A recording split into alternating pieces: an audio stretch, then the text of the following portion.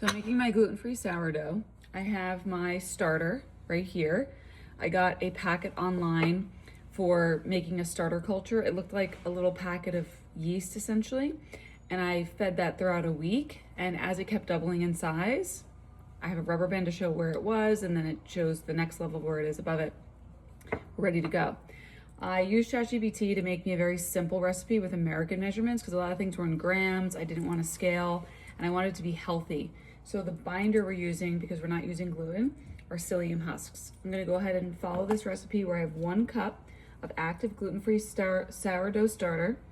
I used Bob's Red Mill 1-to-1 baking flour as well because overall this performs well, and then the ingredients are on the cleaner side for that. I'm using this Lineage honey because they test the levels of glyphosate, which is a pesticide in Roundup, and the levels are very low. Water and psyllium husks, using whole psyllium husks. And so I just put the 2 cups of the gluten-free flour and the 1 teaspoon of salt. We're gonna mix that. You can see it's been a couple minutes and it's like a gel-like consistency, almost kind of like applesauce. It's ready to go in. Husk mixture. And we're going to mix in the 1 cup of starter over here. The starter should be like pancake batter consistency. Now you can see like this, I know is not perfect, so I'm gonna go a little under for the next scoop. I am a chef and I know you need to be precise when you bake. The thing that's really good about this is it's very forgiving. When I take from my starter, I mark now where it is, and then I'm gonna add to it equal parts flour and water. So I do a 1/2 cup more of the gluten-free flour and then a 1/2 cup more of water, and I mix it all together with a fork, and I cover it with this paper towel and rubber band so it can breathe, and I keep it in a warm place. And once it grows and doubles in size, I know it's ready again. I've also kept it in the fridge for a couple of weeks. People say, oh, it's a pain, it's to babysit it. It's like, you actually don't. I kept it in the fridge for about 3 weeks and didn't feed it, and it was totally fine and it worked great. So it is important to feed your culture. Usually people give it a tablespoon of flour and a tablespoon of water, put it in the fridge if you're not gonna make something anytime soon. But I've been not feeding it for weeks and it's working just fine, which is great. You should see those airy bubbles in it as well. You can see here, those little bubbles, then you know it's active. We're also adding in the 1 tablespoon of olive oil. Something that I do not measure that step. I know you should measure, but I've done this so many times I don't measure and it's okay. Now you're gonna mix everything together. I just use my fork, and then when it gets to the point where I can't use my fork, I use my hand. I personally take my ring off because I get all this dough in it. And I mix it really good, and then you're gonna let it sit for 30 minutes.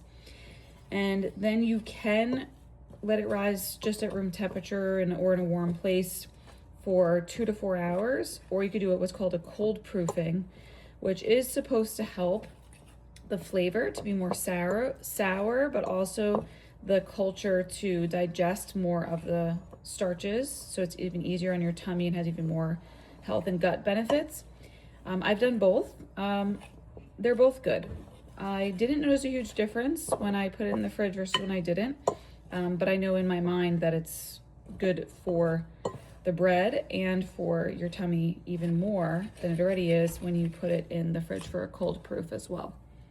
So this is the point where I'm gonna probably start using my hands. I've only mixed it for about a minute or 2, and now it's getting to the point where I'm like, okay, it's kind of like dough. I'm gonna use my hands to knead it just for a few minutes. You don't wanna knead it like you do gluten-free breads where you're really pushing it and stretching it and all that. You just wanna knead it so it's well formed, and then let it rest for 30 minutes. So I took my ring off so I don't get dough in it, and now I'm just going to knead it gently till it's all absorbed. The flour is all absorbed. It's very, very sticky and messy. I think there's some people that put oil on their hand before they do this. I'm not sure, or maybe a little flour. I think I've tried those things. I don't think it really made a difference. So I just get messy. I try to also just use one hand so I can hold the bowl with one hand and then knead it with the other. And actually it's pretty quick once you use your hands. I just did this for a minute. And it's just about all absorbed. Once it's all absorbed in, you just check. You can use a knife or a spoon or your other hand. I try to use a knife or a spoon because then both hands are really sticky. to get all of this off and then just make a nice well-formed ball. Measuring spoon to get the dough off. When I let it rest, I dampen a cloth, like a dish towel that's clean, and I put it over this because otherwise it'll form a hard crust and that does not help it to rise. You want this to be in a warm location. I keep my starter right next to the stove. I don't let it get hot, but that's what's warm at my house. I also sometimes keep it next to the toaster oven, or if I'm baking in the oven and the surface above is room temperature and a little warm, I'll keep the starter or the dough as well in right on top of the oven, but my oven does not get hot on top. It's just a little warm. So you want to keep in mind, you do not want any of these things to be in a hot location while they're rising. Okay, and that's about as good as I'm going to get. So I'm just going to make this into a nice smooth ball. Okay, and you want to just let it rest so it's pretty smooth on top. Looks good. It's not perfect, but that's okay. That's what makes it taste better when it's not perfect. Towel, and I ran it under some warmish hot water, and it's pretty damp. It's not fully damp, but I'm just going to cover it, making sure it touches the little loaf, the little dough ball, and just pat it and send it a little bit of love, and then let it sit for 30 minutes. So right here I have it next to the stove so it's nice and warm as it rises. So it's been 30 minutes for the dough to rest. So we're just going to sprinkle, it's a little bit of a messy process. We're going to sprinkle a little bit of flour down, and we're just going to knead it very gently. This is different than gluten-free. Gluten-free is different than gluten flours. I'm also just using one hand again because I don't like to get my hand too messy. It does look a little bit bigger. It's only been 30 minutes. It's not a big difference. We're just going to knead it a little bit. I have my ring on, so I'm not going to go too crazy here. You just kind of want to make it like a nice smooth ball. You don't want to over knead it. A lot of times in gluten-based baking, you have to knead things quite a bit to stretch the gluten, activate it. You don't need to do that here. So I just kind of actually smooth it out because then it looks nice when it bakes. I kneaded it a little bit, and then I'm just going to smooth it out. And then you want to put a little bit of oil in the bowl. I use a little olive oil. I'm Italian, so we have a lot of that, and I like the flavor. And you just put a little bit on top of your hands, and just go ahead and smooth it out. This helps it to rise and keep its moisture in. Okay, and you just make sure it looks nice and smooth here, and then you put it in the bowl again. I'm going to clean my surface in a moment. And you put the towel on top, keep it in a warm location for 2 to 4 hours, and it should rise a little bit. You should notice it gets a little bit bigger. Okay, so the next step after the bread has risen is I put a Dutch oven in the oven at 450 for 30 minutes. I had to turn the top like this because it won't fit in my oven with it this way. You know, this is very hot. So now I'm going to put parchment paper down so that this doesn't stick. And do not touch the Dutch oven, it's very hot.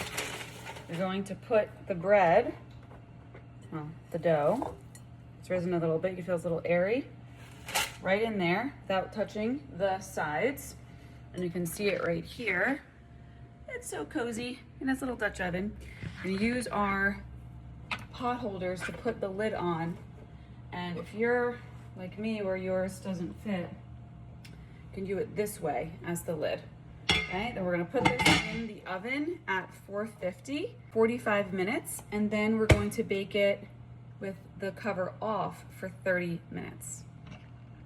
The next step is remember to score the bread.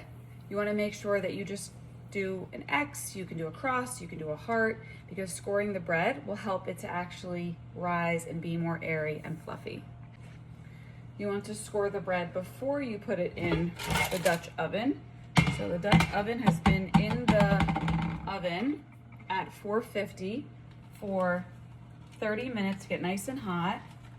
And then you can see right here, I just scored the bread so that it can rise and be nice and fluffy. So you want to bake it for 45 minutes covered and then 30 minutes uncovered till it's a nice golden brown. And you'll see on the bottom, it's also a very nice color. Now it's very important, I didn't follow this direction the first time, that you let it cool for at least 3 hours, because I was like, oh, it's fine, I won't let it cool. Cut into it, tasted so good, but then it has a gummy middle where it's very dense and doughy. So it's really important to let it cool for 3 hours. And if you like it warm, you could always warm it up and toast it. I'm Dr. Nancy Bellavo, certified functional medicine practitioner. For these and more tips, follow and share this with a friend who feels like sourdough is overwhelming or they don't know how to do gluten-free sourdough. This is a simple way to do it. Recipe posted below.